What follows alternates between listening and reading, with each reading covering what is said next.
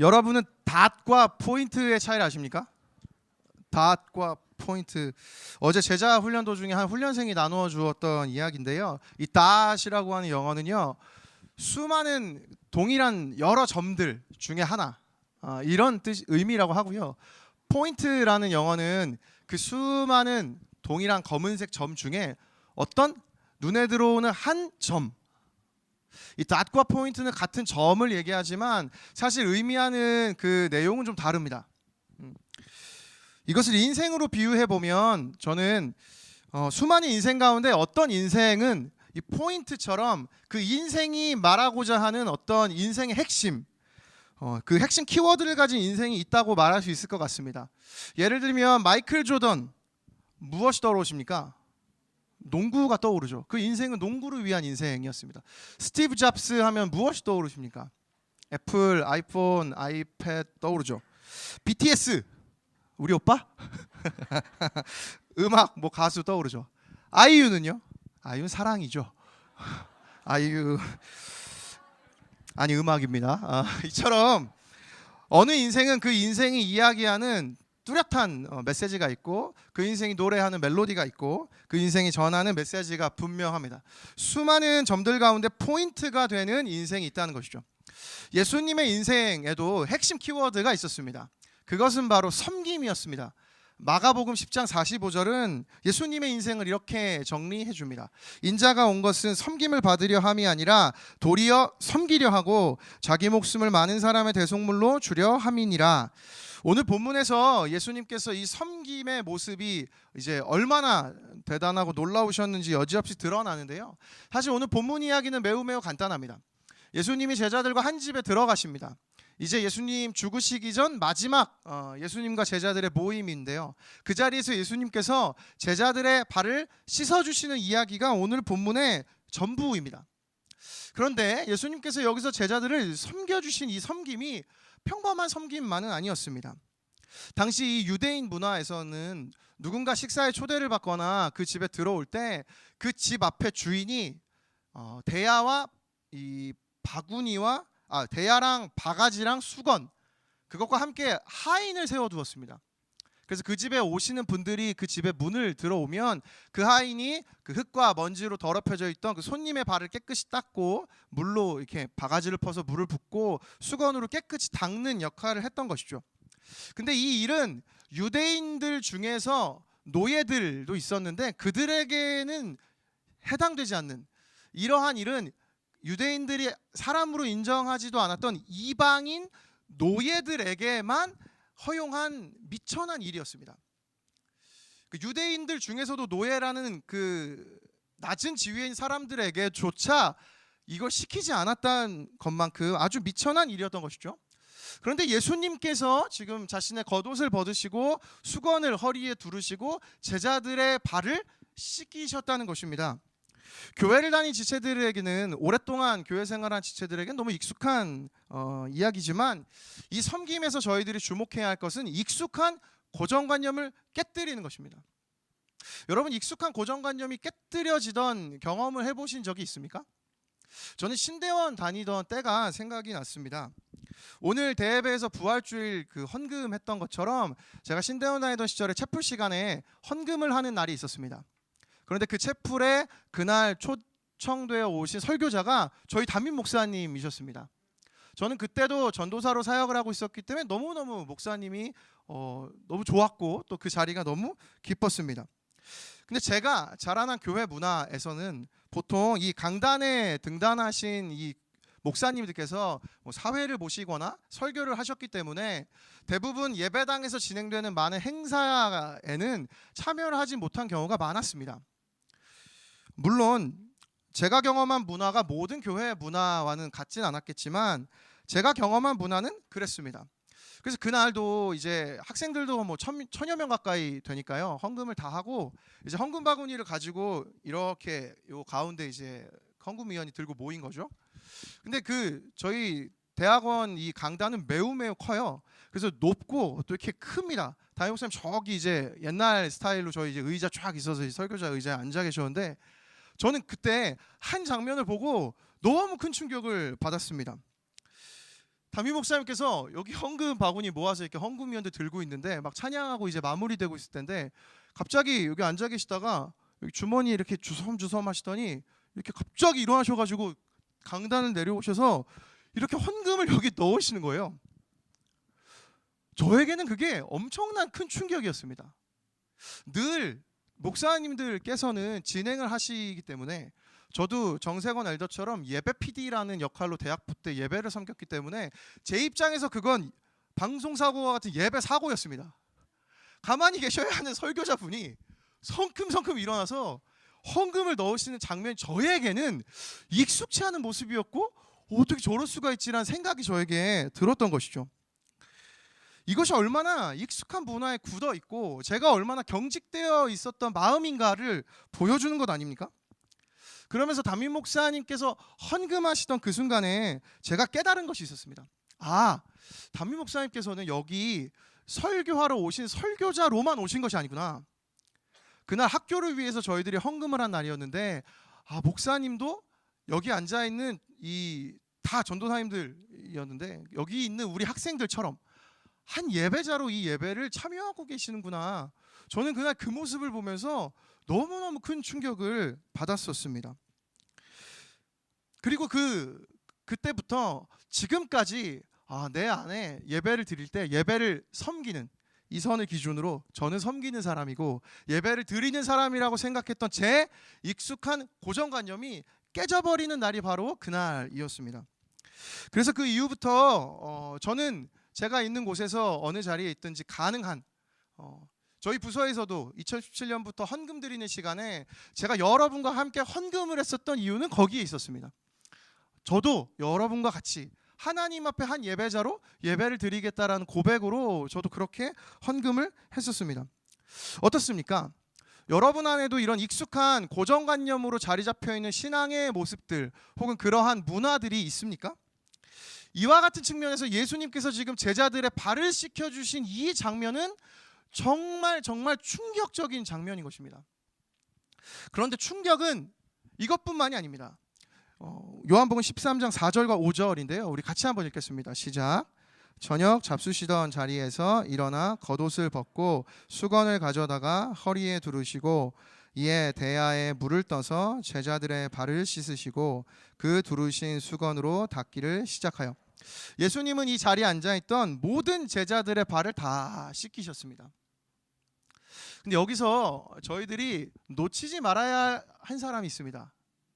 이 많은 제자들 중에 가룟 유다도 그 자리에 함께 있었기 때문입니다. 가룟 유다가 어떠한 사람인가? 그 위에 요한복음 13장 2절을 보면 이렇게 되어 있습니다. 마귀가 벌써 시몬의 아들 가룟 유다의 마음에 예수를 팔려는 생각을 넣었더라.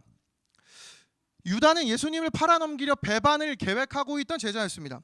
그런데 예수님은 이미 이 유다의 마음을 또한 알아채셨습니다. 11절을 보시면 나중에 이는 자기를 팔 자가 누구인지 아심이라 하는 말씀을 통하여서 예수님은 유다가 이미 예수님을 팔 계획을 다 세웠고 그걸 진행하고 있다는 것을 알고 계셨습니다. 그런데 예수님은 그런 유다도 섬기셨습니다. 여러분은 이 섬김이 정말 가벼운 섬김, 정말 쉬운 섬김이라고 생각을 하십니까? 심지어 그 섬김이 그냥 섬긴 것이 아니라 절대 하지 않아도 괜찮은, 예수님이라면 절대 하지 않아도 아무 문제가 없는 섬김으로까지 예수님은 예수님의 제자들뿐만이 아니라 유다를 섬기셨다는 것이죠. 오늘 이 예수님의 섬김이 혹시 여러분에게 멀게만 느껴진다면 우리는 오늘 이 장면에 예수님의 제자들이 13명이라고 생각하고 상상을 해보면 좋을 것 같습니다. 예수님의 제자 12명이 있습니다. 그리고 여기 앉아 계신 여러분 각자를 13번째 제자로 여러분 그 자리에 앉혀두십시오. 예수님께서 어느 곳을 가든지 수많은 백성의 칭송을 받고 하나님의 기적을 일으키시고 어느 집에 들어가든지 언제나 예수님께서는 가장 먼저 그 발에 씻김을 받으셨던, 그렇게 존중받으시고 존경받으시던 분이십니다. 그런데 오늘 저희가 앉아있는 이 13명의 제자들이 앉아있는 자리에서 예수님은 갑자기 본인의 겉옷을 벗으시고 수건을 허리에 두르시고 제자들의 발을 하나씩 닦아주시고 저와 여러분의 발도 닦아주신 것입니다. 심지어 겸손하게. 예수님께서 이 섬김에 대해서 한 주석가가 이렇게 설명했습니다. 예수님은 식탁에서 일어나 지금부터 내가 겸손을 보여주겠노라 하고 요란하게 광고하지 않으셨다. 그분은 그냥 발을 씻어주셨다. 사람이 자신의 봉사 행위에 이목을 집중시키는 순간 그 섬김은 이미 교만으로 오염된다. 겸손한 행위는 하기 전에든 하고 나서든 광고하지 않는 법이다. 예수님이 오늘 이 본문에서 이 원칙을 깨셨으나 그런 일은 성경에서 이번 단 한 번뿐입니다. 왜냐하면 예수님이 제자들에게 교훈을 주시기 위함이었습니다. 아무 말 없이 예수님께서 묵묵하게 그 당시에 있었던 문화와 고정관념을 깨뜨리시고 제자들의 발을 씻어 주셨습니다. 그리고 심지어 그 자리에 있던 예수를 죽이려고 했던 유다의 발과 저와 여러분의 발까지 예수님께서는 씻어 주신 것이죠. 여러분 그렇게 상상해 보신다면 예수님의 이 섬김이 여러분에게 조금 와 닿으십니까? 만약에 예수님이 발을 씻어 주신 것이 여러분에게 조금이라도 와 닿았다면, 그것이 충격이었다면 예수님이 버리신 십자가는 훨씬 더 큰 충격입니다. 우리의 모든 죄를 위해서, 아니 내 안에 있는 악함 때문에 예수님이란 분은 십자가에 못 박히셨고 그곳에 내 모든 죄악이 못 박혔을 뿐만이 아니라 예수님 그 십자가를 지시고 우리의 죄 때문에 철이 박혀있는 채찍으로 맞으시고 살점이 떨어져 나가시고 손목과 발목에 구멍이 날 정도로 큰 말뚝으로 그 십자가에 박히시고 십자가에 매달려서 숨이 쉬어지지 않아서 숨 쉬고 싶어서 몸을 힘을 주어서 일어나면 못이 박힌 자국이 고통스러워서 다시 또 고통스러워 내려오면 또 숨이 안 쉬어지는 그 고통을 예수님이 누구 때문에 받으셨는가? 거기에 있었던 12제자 그리고 저와 여러분을 위해서 예수님께서 그 일을 당하셨다는 것입니다. 오늘 나를 위하여. 예수님께서는 그래서 이 모습을 통하여서 저희들에게 가르쳐주고 싶으셨던 것이 있었습니다. 14절과 15절 말씀 우리 같이 한번 읽어보겠습니다. 시작. 내가 주와 또는 선생이 되어 너희 발을 씻었으니 너희도 서로 발을 씻어주는 것이 옳으니라. 내가 너희에게 행한 것 같이 너희도 행하게 하려 하여 본을 보였노라. 저희는 여기서 예수님께서 저희들에게 원하시는 삶이 무엇인지를 발견할 수 있습니다. 그것은 서로 발을 씻어주라는 것입니다. 사실 이 서로 발을 씻어주라는 것은 조금 전 설명드렸던 것처럼 예수님이 행하신 정도로 생각을 해본다면 결코 만만한 일이 아닙니다. 저와 여러분은 이 자리에서 어느 누군가 저 끝에 앉아있는 지체가 이 끝에 앉아있는 지체가 불편하게 되면 우리는 그날 대학 2부 예배 오고 싶지도 않은 마음이 드는 게 그게 우리 아닙니까? 조금만 더 불편하면 나는 그냥 여차하면 대학 3부 간다. 나 대학 1부 가요 목사님. 그게 우리의 마음 아닙니까? 이 삶은 결코 쉽지 않습니다. 예수님은 유다도 섬겨주셨습니다. 예수님의 섬김은 가장 낮은 모습으로 그 자리에 있던 모든 사람들을 섬겨주신 섬김입니다. 이 섬김을 예수님께서는 요한복음 13장 그 첫 시작은 오늘의 이 모든 이야기를 한 단어로 요약을 하는데요. 우리 13장 1절 말씀 한번 같이 읽어보겠습니다. 시작. 유월절 전에 예수께서 자기가 세상을 떠나 아버지께로 돌아가실 때가 이른 줄 아시고 세상에 있는 자기 사람들을 사랑하시되 끝까지 사랑하시니라. 예수님께서는 제자들을 그리고 그 자리에 있던 유다의 발을 씻겨주신 이유가 단 하나였습니다. 그를 사랑하셨기 때문에 그렇습니다. 저를 포함해서 저는 오늘 본문이 오늘 저희 모두에게 이 질문을 하고 있다고 생각합니다. 여러분 오늘 여러분의 마음 가운데 이 사랑이 여러분 마음 가운데 있습니까? 여러분 정말 예수님이 행하신 이 정도의 사랑이 여러분의 마음 가운데 오늘 있습니까? 중요한 것은 이 삶을 살아가기를 다짐하고 적용하는 것이 아닙니다. 그렇지. 내가 예수님처럼 그럼 이제 서로 발 씻어주고 사랑하는 삶을 살아가야지. 다시 되묻고 싶은데요. 여러분 정말 그럼 예수님처럼 이 섬김 하실 수 있습니까? 여러분 정말 이 사랑 하실 수 있습니까? 여러분은 미워하는 사람도 아니고 그저 여러분을 오해하는 말을 던진 그 한 사람, 그 사람조차 우리가 품어낼 수도 없는데 여러분 그 사람에게 내가 하지 않아도 되는 섬김까지, 심지어 예수님이 우리에게 보여준 십자가 사랑으로 사랑하라 하는데 여러분 그 사람을 위해서 목숨을 던지는 사랑, 여러분 그 사랑이 오늘 여러분 마음 가운데 있습니까?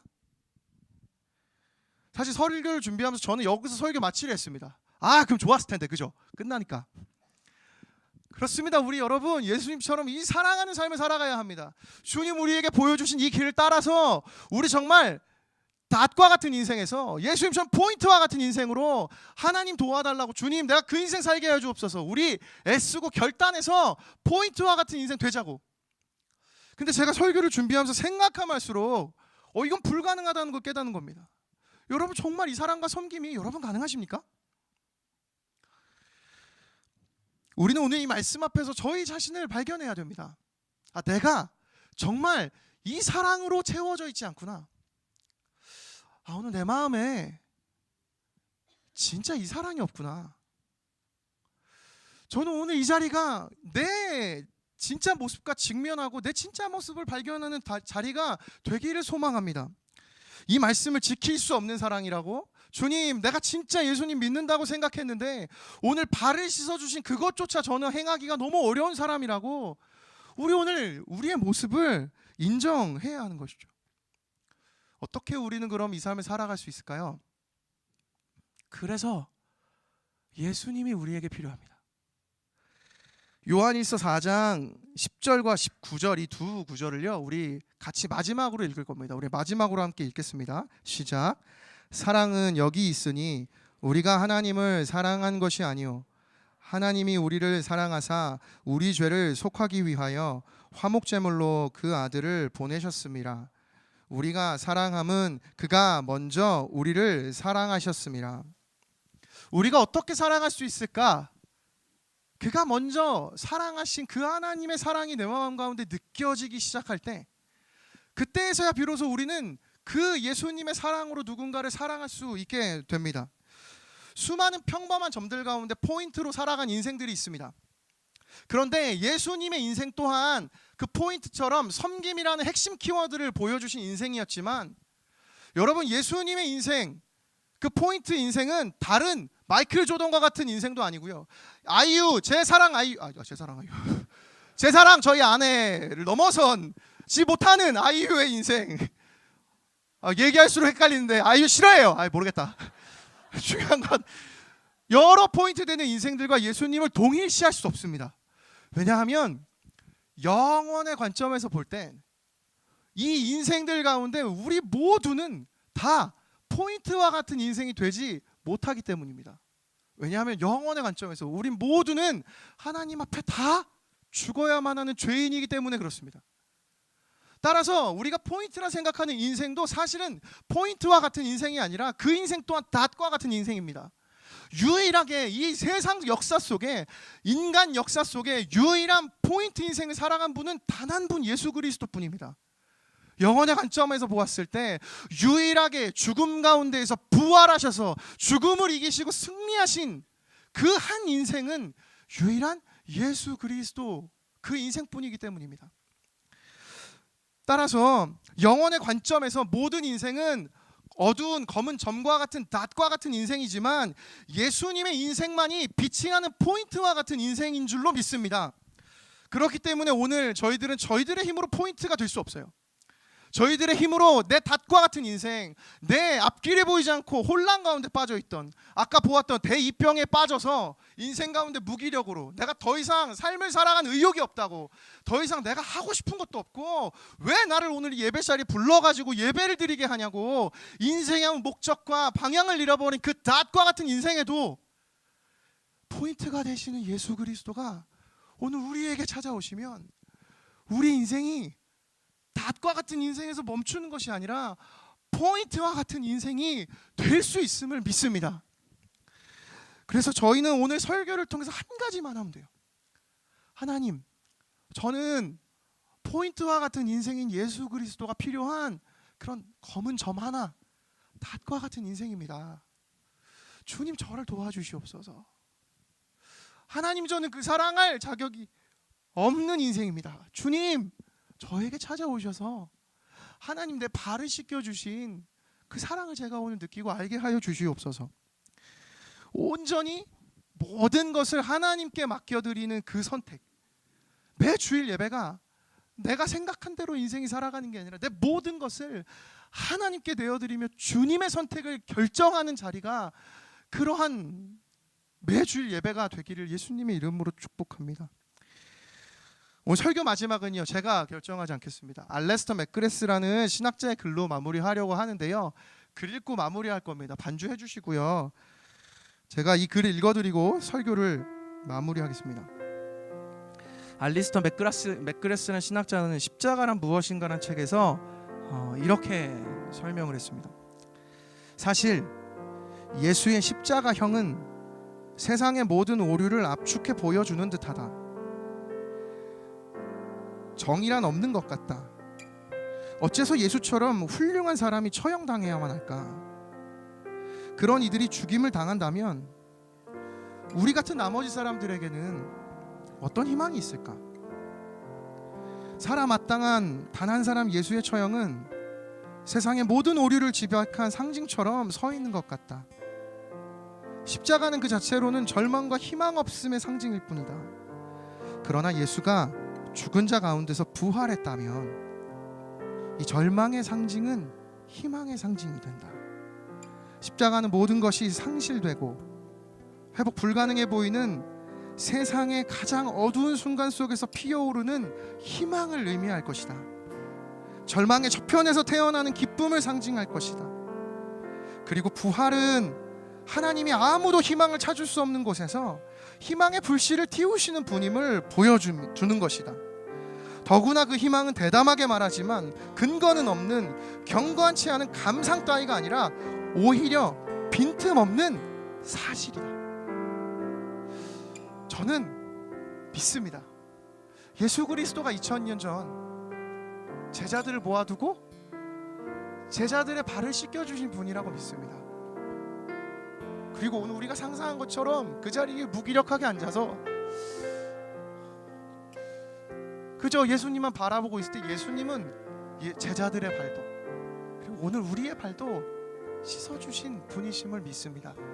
이 시간 우리 같이 찬양하고 하나님께 기도하며 나아갈 텐데요, 오늘 이 시간이 그 예수 그리스도의 십자가 사랑이 정말 우리에게 사실로 느껴지고 믿을 수 있는 은혜를 주시기를 축복합니다. 우리 함께 아까 불렀던 찬양인데요, 낮은 곳으로라는 찬양입니다. 찬양 가사에 십자가 피 흘린 예수의 손으로 모든 아픔을 위로하시네, 하나님의 위로가 오늘 이곳에 있는 저와 여러분 모두에게 역사하게 될 줄로 믿습니다.